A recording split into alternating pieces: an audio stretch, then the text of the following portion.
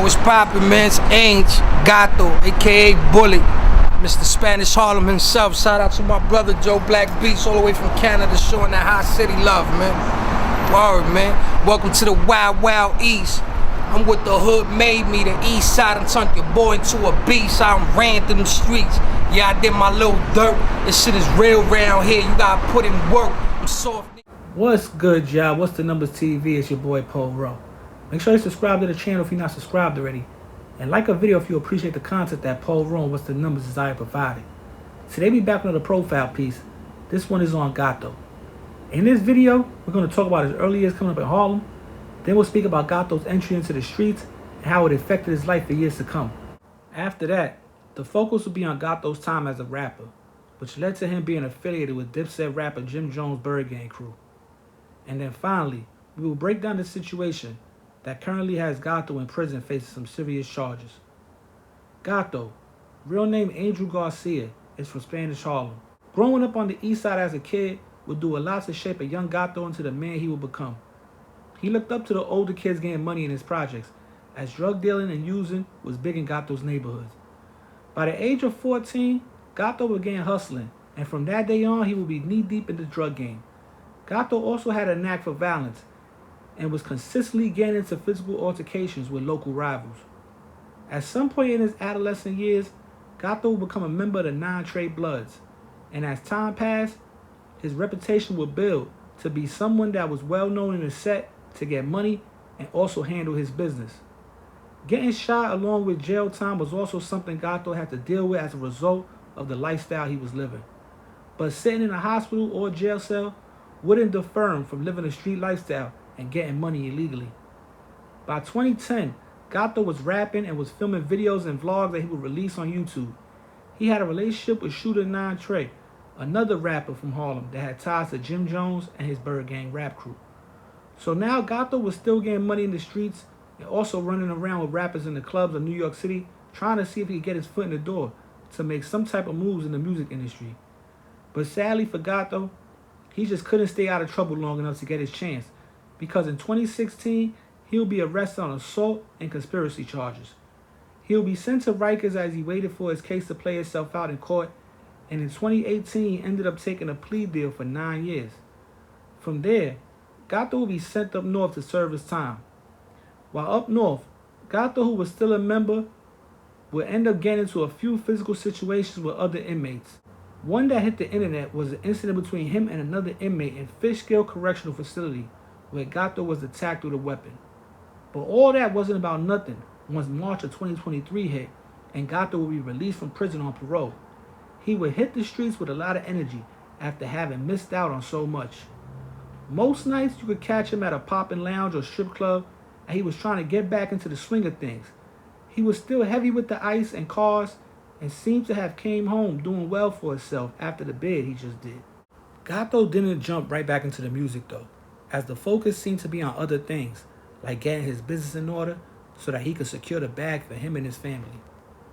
And many thought that's what Gato was doing until July 2023, when it was reported that he was arrested on manslaughter charges at JFK Airport before he could board a flight to Florida.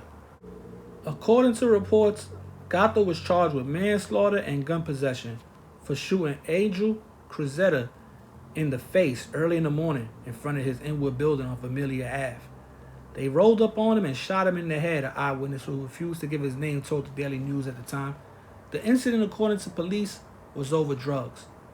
Gato is currently back on Rikers Island, where he is awaiting the outcome of his current case.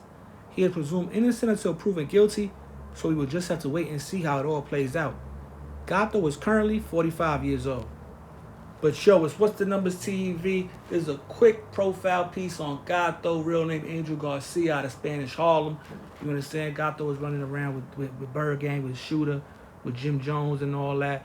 You know, not really was featured on ByrdGang projects or anything, but he was in the entourage. He was part of the crew. He would be around. He'd be in the clubs. You know, he'd be in the studio. You know, he was definitely part of the running around crew that Jim used to have with him a lot. You understand? And Gato was getting his own money, so he didn't really need for too much from Jim. So, you know, he could definitely pull up, pop some bottles, hold it down. And he was a member. They all members. So, you know, he was definitely linked in, patched in for sure.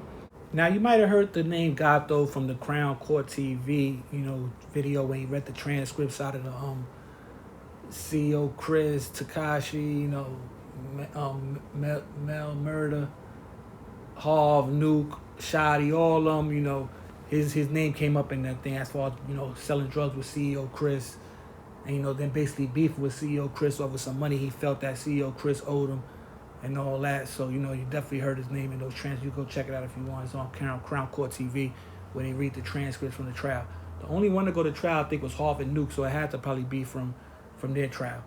Now, he was definitely doing his thing. I know he moved from Spanish Harlem down to the Lower East Side at one point and was living in the Lower East Side, but, was still frequenting Spanish Harlem, running around the clubs, all that, getting his money all over.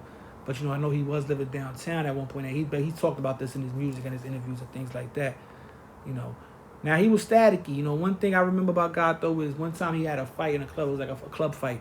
And I guess some dude lost his chain, or he snatched some dude's chain or whatever, and he just had the Jesus head. It was the piece. It was a small piece when people was wearing the little chains and all that. So, he had the piece. It was real and all that. So I guess as a way of mocking the dude or, just showing that he had it, he put the piece, the Jesus head piece, and made that the latch on his Cuban. You know how the Cubans got the locks and all that? He took the Jesus head from the fight that they took off somebody that, fell or whatever, snatched it. He got it, and he put it on his Cuban as the lock part. Where the latch is at, he made the Jesus head the lock and wore that on his chain. So that's one thing I remember about him, He was definitely staticky, he was with the biz. It is what it is. But he would get money, though. He would chill. But, sometimes dudes just be, on some tough shit. And he was out there running around and, look at the charges that he been charged with. So, it is what it is. Now, Jim Jones still shows him love. Just in that Jomo song, he shouts Gato out when he's shouting Melly Harv and Shotty out. He shouts Gato out also. So, like I say, he still gets a lot of love when it comes to those circles, man. But on that note, man, I'm going to wait and see how it all plays out, how this case, and I'll do an update when it all plays out and we can find out what the final verdict is going to be. Is he innocent? Is he guilty? Is he going to cop out, take it to trial? What's going to happen? I'll let y'all know. But on that note, man, it's What's the Numbers TV. It's your boy, Paul Rowe. Any business, Paul Rowe, What's the Numbers at yahoo.com. What's the Numbers TV on Instagram. Baddie Bills on Instagram.